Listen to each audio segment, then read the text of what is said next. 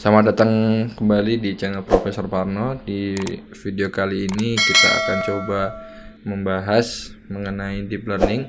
Bukan video ini sih, beberapa video ke depan kita akan coba bahas mengenai deep learning. Apa itu deep learning? Terus apa aja yang ada di dalamnya? Seperti apa? Cara kerjanya? Parameter apa yang dipakai? Dia bisa apa aja? Akan kita bahas di beberapa video di segmen ini.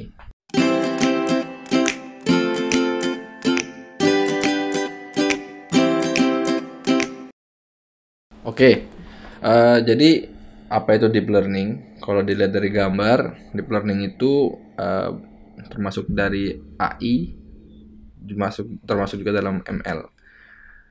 Nah, jadi fundamentalnya AI itu kan tujuannya adalah bikin mesin biar bisa mikir kayak manusia, walaupun hanya mendekati ya, tidak persis seperti otak manusia.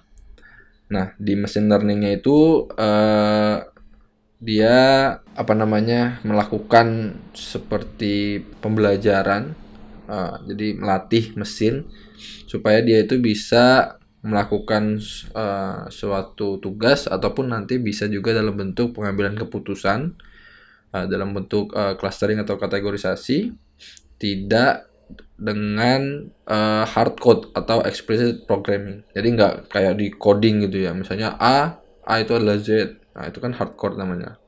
Kita mau bikin dia fleksibel terhadap inputnya dan menyesuaikan output atau task yang akan dilakukan. Nah, jadi deep learning itu apa? Deep learning itu adalah semacam teknik untuk membuat mesin belajar dan membuat prediksi dari data, tidak sama seperti hard code rules atau hal lain semacamnya. Jadi hampir sama kayak machine learning. Sebenarnya karena memang si deep learning ini kan cabangnya dari machine learning. Nah, machine learning juga tadi udah gue jelasin cabangnya dari AI. Akan tetapi yang membedakan dari deep learning ini adalah dia ini terinspirasi dari neuroscience. Jadi neuroscience manusia, jaringan syaraf pada manusia. Bagaimana bentuknya? Kira-kira kayak gini ya. Nah, ini kalau kalian belajar di biologi dulu, walaupun saya juga nggak terlalu paham, yang saya tahu sih ada intinya tuh sel membran. Habis itu ada dendrit. Dendrit itu yang kalau nggak salah dia nerima puls ya dari indera kita, kulit apapun itu, penglihatan. Nah, nanti yang mikir si sel membran ini, habis itu dia teruskan ke neuron lain melalui akson ini.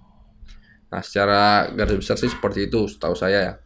Nanti tolong dikoreksi, tapi yang jelas deep learning itu dia terinspirasi dari jaringan syaraf manusia. Oke, kita masuk ke neural deep learning, model deep learning yang paling sederhana, yaitu perseptron. Jadi si perseptron ini kalau kalian lihat ini hampir menyerupai ini ya.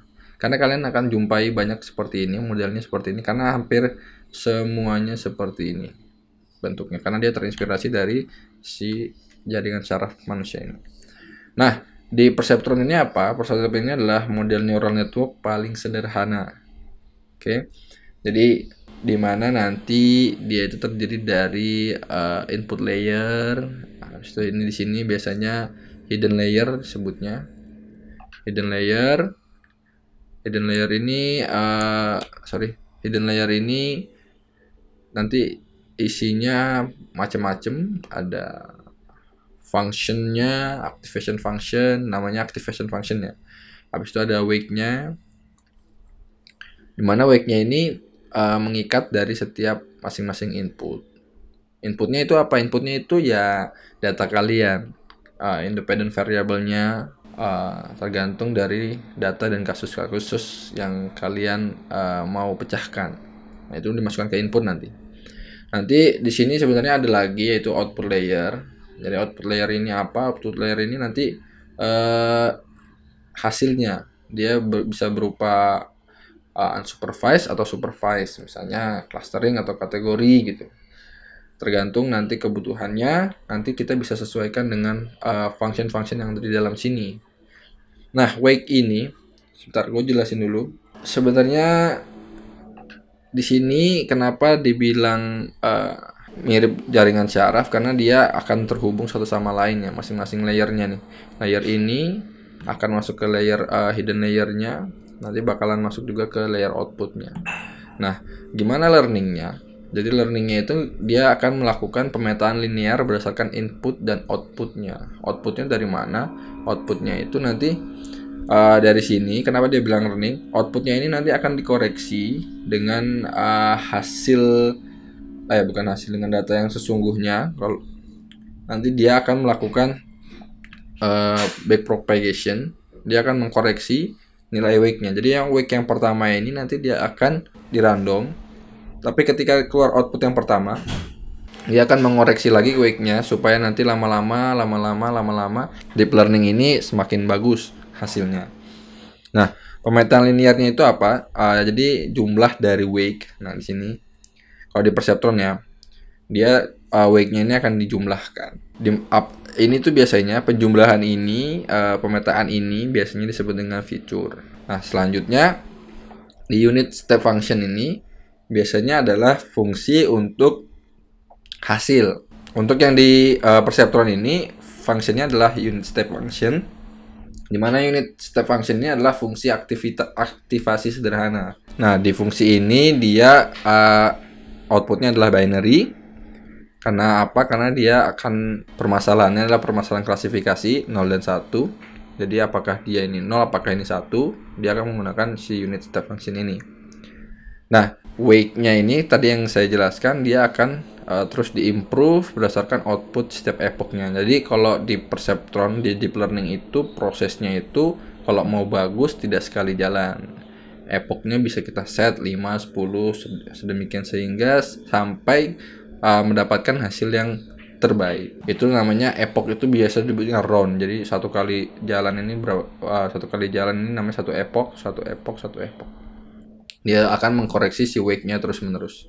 Wake-nya semakin di-adjust, semakin bagus hasilnya. Nah, tadi yang sempat gue jelasin, unit step function ini termasuk sebagai salah satu activation function. Jadi di deep learning ini dia menggunakan namanya fungsi aktivasi. Nah, nanti kan kenapa dia pakai fungsi aktivasi? Ya, karena dia perlu sebuah fungsi untuk melakukan adjust nilai per hidden layer ini. Misalnya pas lewat suatu fungsi, dia mau outputnya itu seperti apa, menggunakan fungsi apa. Ada fungsi sigmoid, ada fungsi relu, ada fungsi softmax dan lain-lain. Nanti akan dibahas di video selanjutnya. Oke, mungkin itu dulu untuk video kali ini. Pengantar aja apa itu deep learning. Setelah ini gue akan bahas mengenai activation function. Nanti apa aja yang ada di nggak semuanya bakalan gue bahas yang common aja terkait dengan activation function. Jangan lupa untuk like dan share jika konten ini bermanfaat, dan jangan lupa juga untuk subscribe channel Profesor Parno supaya kalian mendapatkan informasi terkait video yang baru diupload di channel Profesor Parno. Thank you for watching and see you in the next video.